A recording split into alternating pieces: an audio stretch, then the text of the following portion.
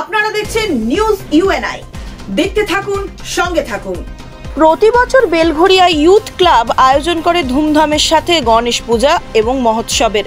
কামারহাটি পৌরসভার 21 নম্বর ওয়ার্ডের অন্তর্গত বেলঘরিয়া রেল স্টেশন সংলগ্ন ব্যাগ মার্কেটের পাশে এবছরও চিরাচরিত রীতিনীতির সাথে পালিত হয় গণেশ পূজা। পূজার আয়োজনকে ঘিরে 4 দিনের বিভিন্ন সাংস্কৃতিক অনুষ্ঠানে মেতে ওঠেন ওই অঞ্চলের এলাকাবাসী। শিশু থেকে প্রবীণ সকলেই সঙ্গীত, নৃত্য, নাটকের মাধ্যমে সম্পন্ন হয় পূজার মূল আচার অনুষ্ঠান। আর পুজোর শেষ দিনে নিরঞ্জন যাত্রার মাধ্যমে ধরা দেয় এক অনন্য আবেগ। প্রতি বছর পুজোর শেষে বর্ণাঢ্য শোভাযাত্রা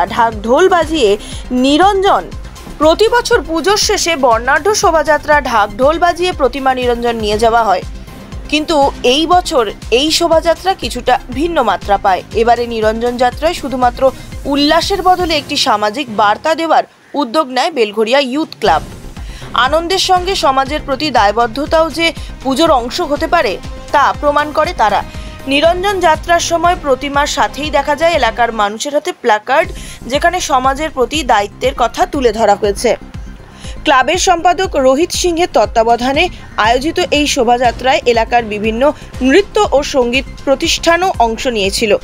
সকলের একসাথে শোভাযাত্রায় পা মেলানোর মাঝে ঢাকের বাদ্যি আর উৎসবের সুরে ভরে ওঠে বেলঘরিয়ার রাস্তাঘাট।